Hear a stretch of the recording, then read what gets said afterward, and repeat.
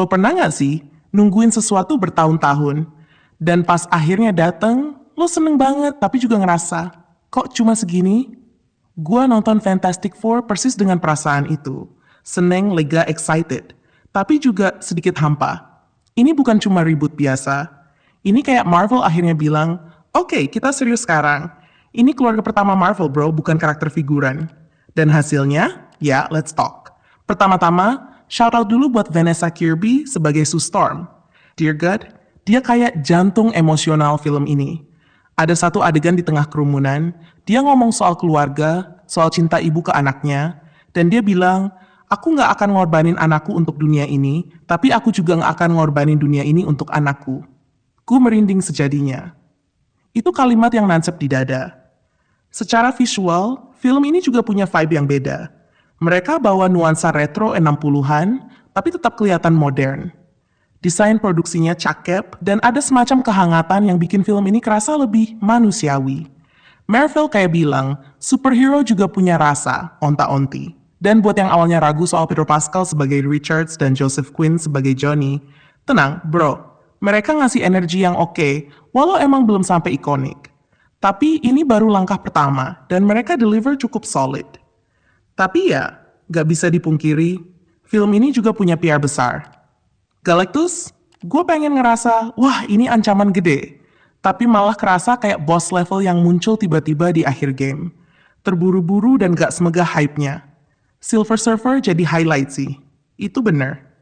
Tapi sisanya, beberapa adegan malah kerasa datar. Ada momen-momen yang seharusnya bisa nendang emosi, tapi malah lewat gitu aja.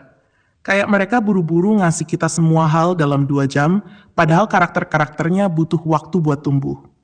20 menit pertama juga agak lambat.